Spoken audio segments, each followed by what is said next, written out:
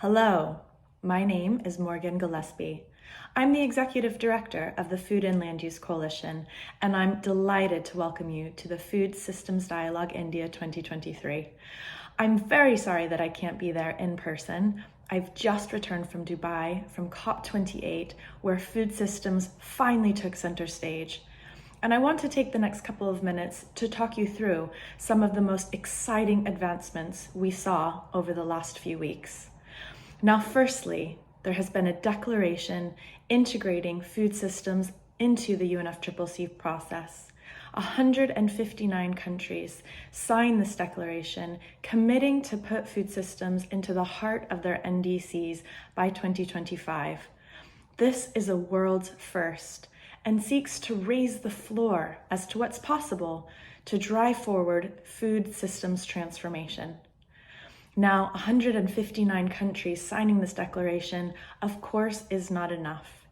This was supported by a non-state actor call to action, signed by more than 200 institutions, including businesses, financial institutions, farmers, indigenous people, cities, and youth.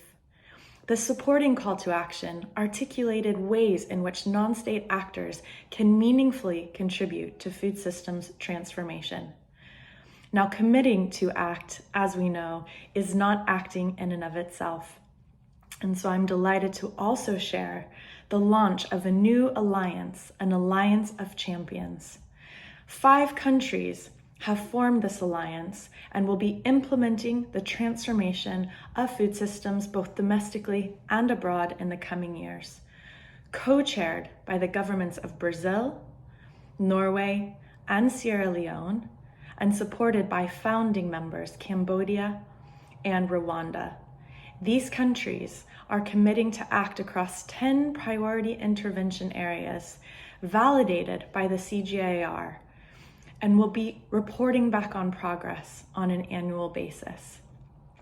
With this declaration, with the supporting non-state actor call to action, and with this vanguard group of countries showing the way for others to follow suit, we have an integrated architecture showing how food systems transformation can be implemented.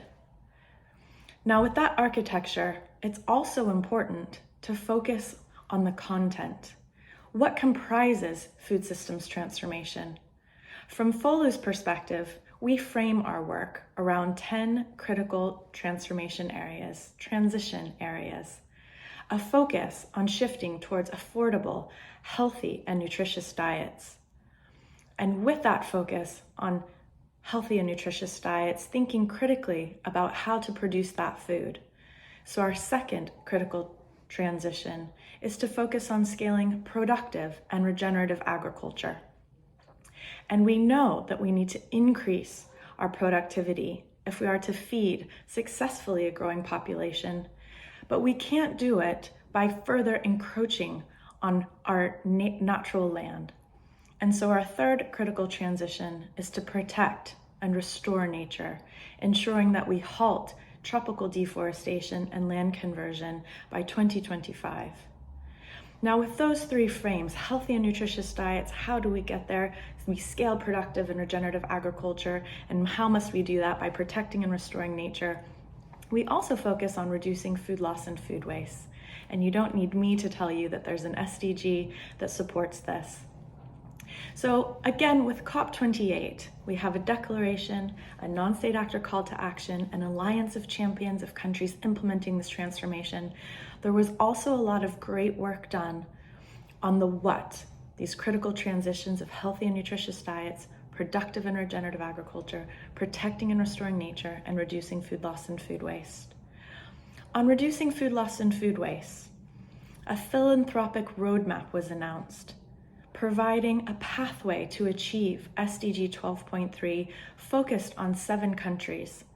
It called for an investment of $300 million so that these countries could deliver 50% reduction in food loss and food waste by 2023. On scaling productive and regenerative agriculture, there were 3 new announcements. The first from Philanthropy, a group of 24 philanthropists came together and collaborated to create a theory of transformation to understand how they could better align their giving so that they could scale the implementation of regenerative agriculture in a number of different landscapes.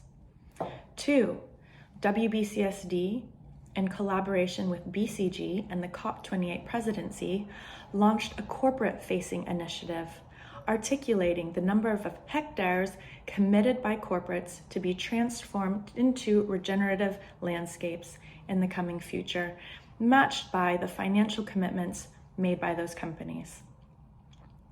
And 3, via Regen 10, a collaborative platform, the release of a zero-draft, farmer-centric, outcomes-based framework. This framework works at farm and at landscape levels to help farmers collect primary data from their farms so that they can understand how their practices are achieving deep regenerative results, looking at environmental, sociocultural, and economic outcomes, recognizing that livelihoods is as equally important as the environment. On healthy and nutritious diets, there was another global declaration bringing health to the debate for the first time, linking climate and health. And so you see with this COP a number of outcomes, of exciting initiatives, of commitments to act, and of mechanisms to implement in the coming years. Now, we've also found out that COP29 is going to take place in Azerbaijan in Baku, and we know that COP30 will take place in Brazil, where the ministries of Brazil are already calling COP30 a nature COP. So with this declaration, with a call to action from non-state actors, with the Alliance of Champions, and with the infrastructure supporting healthy and nutritious diets, productive and regenerative agriculture, protecting and restoring nature, and tackling food loss and food waste, I have huge ambition, hope, and excitement that we will really start to transform our domestic, national, and international food systems. I hope you guys have a wonderful rest of series. I'm sorry again that I can't be there in person, and thank you so much for your time.